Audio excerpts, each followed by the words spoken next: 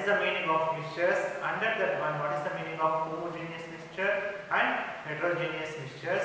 And what are the properties of solutions? Is it? So next you can be discuss about the concentration of solution. What is the meaning of concentration solution?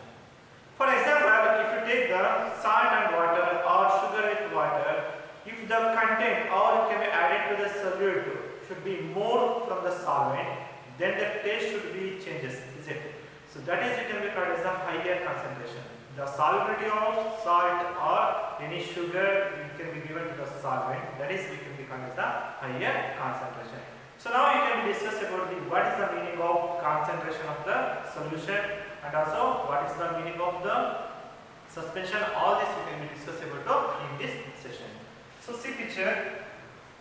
So concentration. So concentration means more solute or more, either it should be salt or it should be the sugar should be dissolved completely in the solvent. That is, we can be called as the concentration.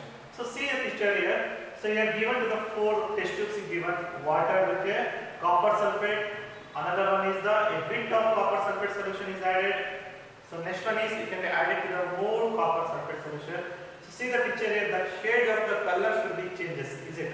So compare the water and copper sulfate solution, it will be added to that one. It should be bluish color, is it? So when you add it to the more copper sulfate solution, it should be always should be look like a more bluish color. A solution may have small amount of the solute dissolved in it. Another solution may have a large amount of the solute dissolved in it.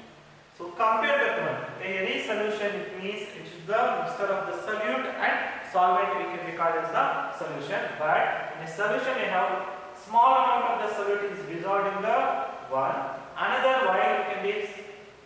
solution may have large amount of the solute is dissolved. If you take the 2 test tubes, so then it can be added to the small amount of the copper sulfate solution to the one test tube. If you add to the copper sulfate solution to the another test tube, then it can be called as the, then it can be distributed to the, either it should be concentrate or it can be called as the dilute. When we added solute is very low, then we can be called as the dilute solution. When we add it to the more solute, then we can be called as the concentration solution. The solution having small amount of the solute is dissolved at low concentration and is known as the dilute solution. It can be called as the higher concentration and lower concentration. Higher concentration means you can be added to the more solute to the solvent, then you can be called as the higher concentration. When we added of the solute is low concentration, then we can be called as the dilute solution. You cannot be added to the more solute, then it can be called as the dilute solution.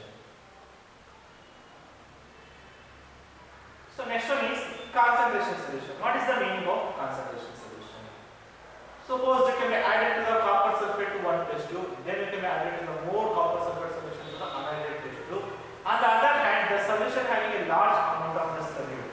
So you compare to that one, when we add it to the solute is more in the another test tube, there is a high concentration is known as the concentrated solution.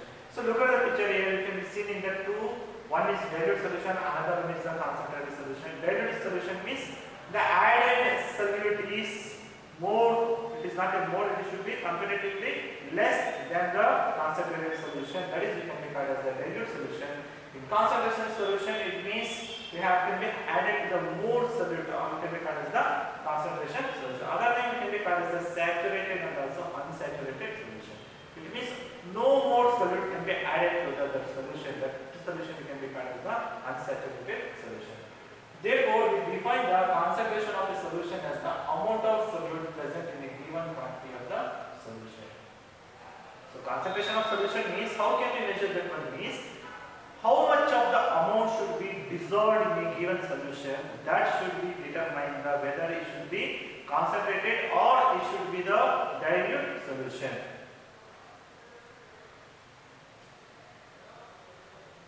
So next one is unsaturated solution. So look at the picture here. So water is can be called as one of the solvent. So now it can be added to the solute. Here it can be added to the potassium dichromate. So a solution in which more quantity of the solute can be dissolved without rising the temperature, we can be called as the unsaturated solution. Without rising the temperature means they cannot be changing the any heat or temperature, then it can be called as the unsaturated solution. It means you can take the any solvent or you can take the any solution, you can add it to the more solute on it, then what happens? Generally the temperature should be varies, but without rising any temperature, that type of the solution you can be called as the unsaturated solution. Suppose if you take the concentrated solution or the dilute solution, then it can be needed to the heat should be evolved. But here in case unsaturated solution, it can be added to the more solute dissolved without rising the temperature, then it can be called as the unsaturated solution. So for example, if an aqueous solution of the salt, more salt can be dissolved without rising the temperature. Suppose if you take the salt and water is one of the solution, is it? If you add it to the more solute, if you add to the more salt or sugar to that one, so there is any no change in the temperature, is it? Such type of the solution we can be called as the unsaturated solution. This solution we can be called as the unsaturated solution. No more solute can be added to that one without rising the temperature, then it can be called as the unsaturated solution. So it means without rising the temperature, it can be added to the any type of the solute to that one, then it can be called as the unsaturated solution. So next one is saturated solution. So it is the opposite of the unsaturated solution. So when no more solute can be dissolved in a solution, then a given temperature is called saturated solution. Unsaturated means if you add it to the any more solute should be added to that one without rising the temperature. But in the saturated solution means we cannot be added to the any more solute in the solution without in a given temperature, then it can be called as the saturated solution. So it means the amount of the solute present in the saturated solution is this temperature is called solubility. So when we add the more solute to the any solution, generally what happens is will be temperature should be some amount of the temperature should be produced. But here solubility means if you take the 50 ml of water, you can add it to the 15 gram of the salt or sugar, then what happens? It should be more, is it? That is the generally what happens, the temperature should be rises. So the solubility is not completely that one. That is we can be called as the saturated solution. It means no more solute can be dissolved in a given solution, then we can be called as the saturated solution. It means particular temperature should be also varied to that one. The amount of solute present in the unsaturated solution in this temperature is called solubility. It means they will completely dissolve that one. So that is we can be called as the solubility.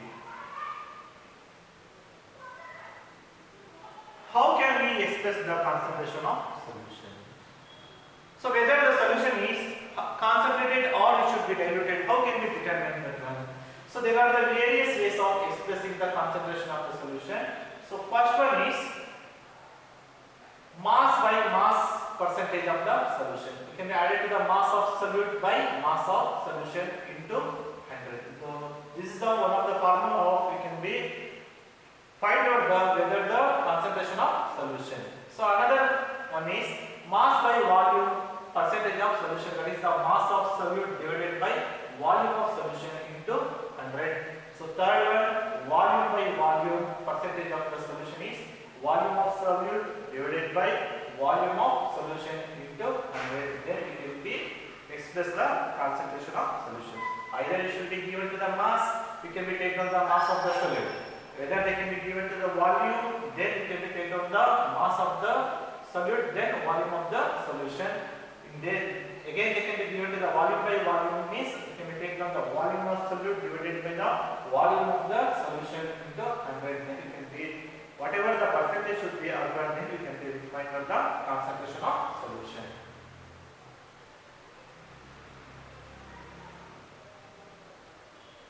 So next concept is,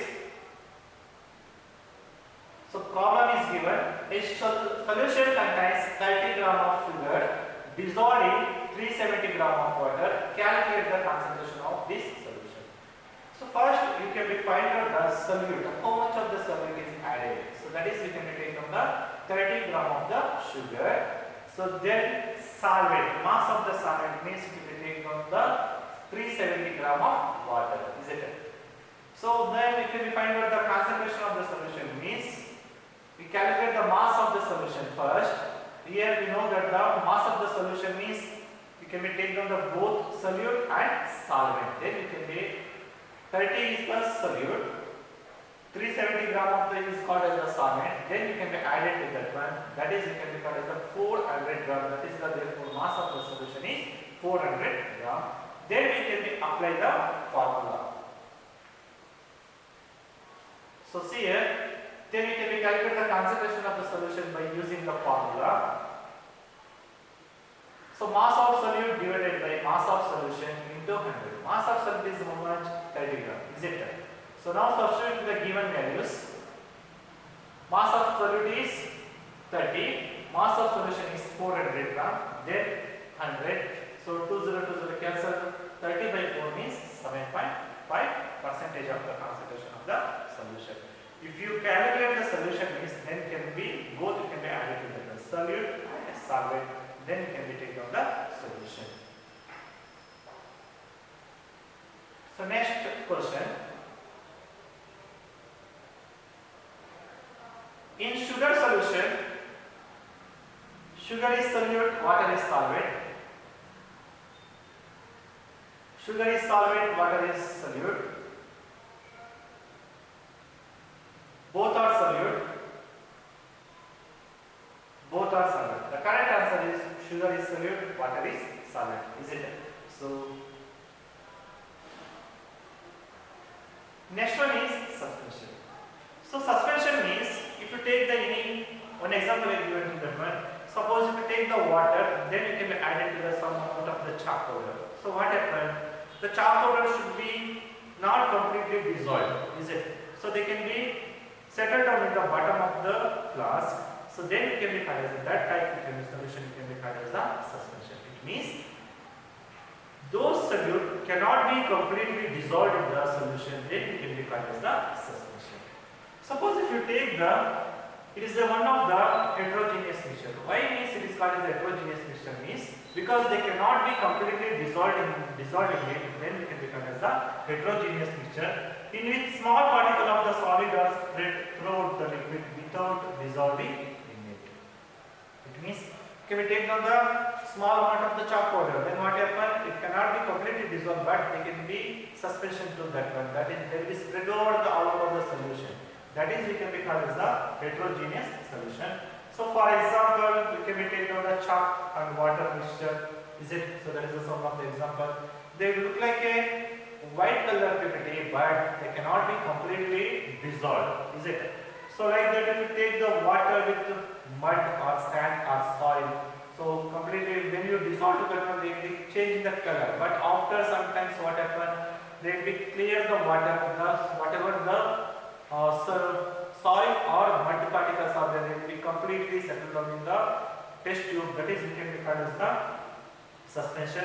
Or can be taken the sand particles in the suspended in water. So that is also when you add it to the water to the soil. Sand also they cannot be completely dissolved, they can be settled down in the test tube. That is also one of the example of the suspension. Suspension means it is one of the heterogeneous mixture. It is not completely dissolved in it. So it is a small particles of the solid are spread throughout the liquid without dissolving in it. Then it can be called as the heterogeneous mixture. So some examples should be suspension of, you can give to the daily life, you can be seen to the chalk, water mixture, muddy water, sand particles suspended in water. These are all some examples you can be given to that one. Next one is what are the properties of suspension. So now we can study about what is the meaning of suspension. Now what are the properties? What are the special characteristics of suspensions? So first of all, suspension is one of the heterogeneous mixture. Why it is heterogeneous mixture means we cannot be completely dissolved, hence it is called as a heterogeneous mixture. Whatever the particles of the suspension, if you add it to the chalk powder in the water, it can be easily observed, is it? So that is also one of the characteristics of the suspension. The particles of the suspension can be seen by the naked eye. It can be seen by our naked eye. We It will not be needed to any special instrument for doing that one. So another one is the particle of suspension scatter a beam of light passing through it, then the make it path visible. So when the light is passed through the any medium, then the path should be produced. Is it? So that is, you can be called as the one of the another characteristics of the suspension. We can be learned about in the colloids. So that is also when the light should be passed on the any particle, so there will be the special character should be scattered on that one. The visible path should be produced. That is, we can be called as the one of the characteristics of suspension. So next one is the solute particles settle down when the suspension is left undisturbed. That is, suspension is unstable. So I already told you about that one. When we added to the water to any chalk powder or soil or mud, what happens is initially it should be dissolved like that. But after some time, what happens? They can be settled down. So we can be that means it can be called as the suspension. It should be unstable. It will be settling. They can be separated by the mixture by the process of filtration. How can be separated with that one? It can be used to the another method. It can be used to filtration method. When the particles settle down, the suspension should be break and it does not scatter any by any more. So when we separated by the solution by the filtration method, then what happens? The particles are settled down, the suspension breaks and it does not scatter any more light. Suppose this is the chalk powder and water solution. When we add it to this chalk powder with a filter paper, then what happens? The water should be completely settled on to this beaker. So the particles should be settled on this filter paper. After filter paper, we can be dry that one. Whatever the suspension should be have, it cannot be shown to the any scatter light any more.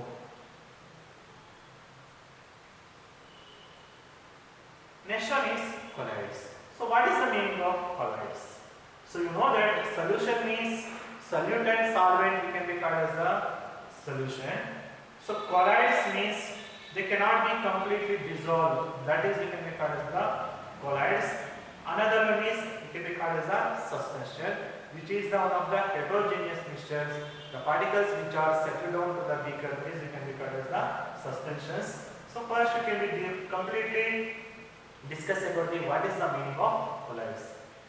Colloid means it is also one kind of the solution. It is also one of the kind of the solution, but the size of the solute particles is intermediate. It is not either it should be completely solid or it should be completely gaseous or liquid. Then we can be called as that is the intermediate between the either it should be solid or liquid, or solid with a gas, or it should be the liquid with a gas or liquid with a gas with a solid also. That type of the solution we can be called as the colloidal solution. It means intermediate size of the particles, that is, we can be called as the colloidal solution. Those are between those in true solution and those in the suspension. It is one of the intermediate between the either it should not be completely solution or it should be completely suspension. You cannot be tell about that is the solution or it should be tell about the suspension also. That intermediate type of the solutions we can be called as the colloidal solution. So for example, if you take the soap water. So soap water we cannot be tell about that it is the solution because it cannot be completely dissolved also. Is it? It is look like a solution also, but it is also look like a suspension also. That type of the solution we can be called as the colloids.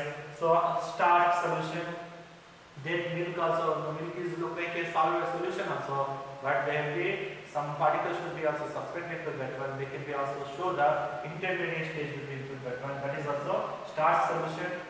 Another one is given to the ink. When you put the ink on the any water drop, then what happens? It should be spread. Is it? That type of the solution we can be called as the colloids.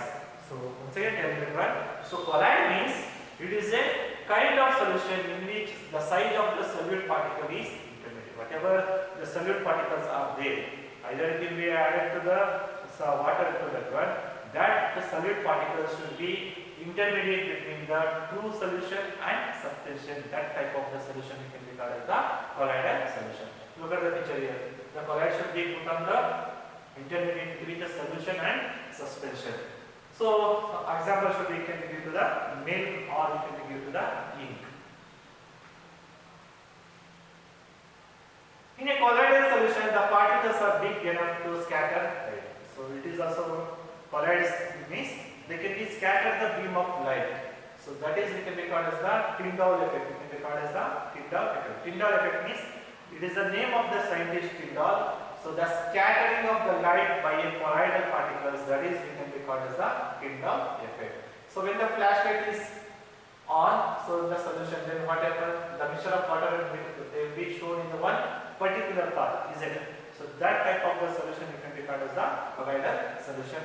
In a dense forest, when the sunlight should be fall onto that one visible path should be produced to that forest area. That is also dense forest of the canopy. That is also one of the example of the colloids.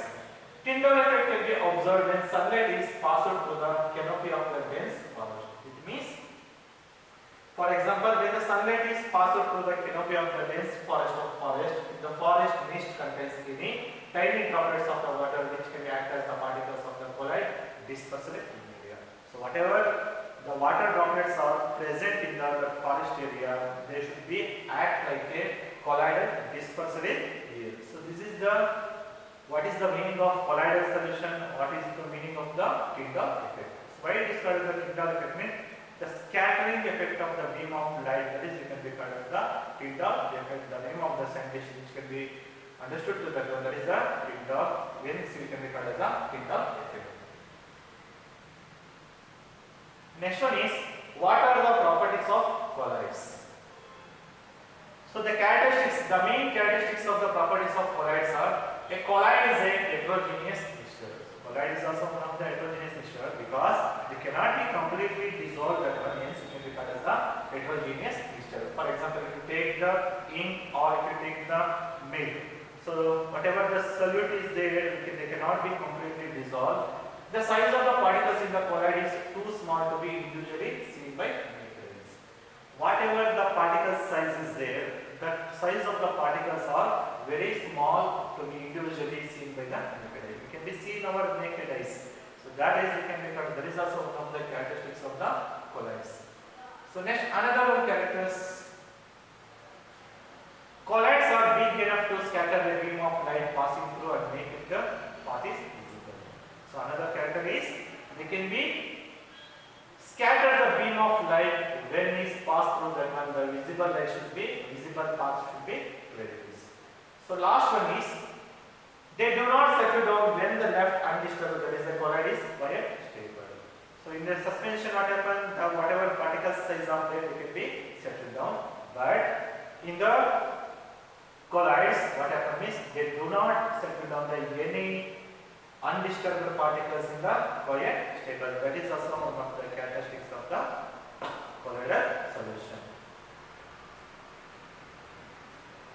So colloids also classified into according to the physical state of the, can be called as the dispersed phase and dispersed medium. So dispersed phase means solute, dispersed medium means that is the solvent. Okay. So solute means which can be added to that one, that is the solute, that is the can be called as the dispersed phase. So which can be completely dissolved to that one, that is can be called as the solvent dispersed medium into 7 group. First one is salt. So salt is the one of the colloid in which tiny solid particles are dispersed in the liquid medium. For example, starch solution and ink solution. So salt is the one of the colloid. It means tiny solid particles are dispersed in liquid medium. So dispersed means there is solvent in the liquid medium. Example you can be given to the starch solution and also ink. Next example, solid salt. Solid salt is also one of the colloid in which solid particles are dispersed in solid medium, for example, colored gemstone like ruby. So here colloid in which solid particles is it a little bit dispersed in. Dispersed means those are the solute. That solute should be solid particles. So for example, it can be taken on the colored gemstone ruby. So next third example,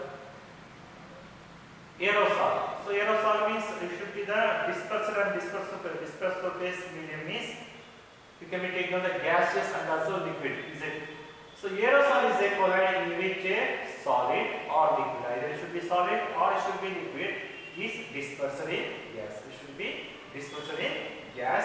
So for example, we take in the fog, mist and clouds. So these are all example of the aerosol. So they can be combination of both dispersed phase and dispersed medium. So next one is emulsion. So emulsion is also one of the colloid in which minute droplets of the one liquid are dispersed in another liquid which are not miscible. So here, see, emulsion is one of the colloid in which minute droplets of the one liquid is dispersed in another liquid which is not miscible. So they cannot be completely dissolved to that one. For example, if you take the butter or face cream, is it? So that is one of the example of the emulsion. They can be added to the water also. They cannot be completely dissolved.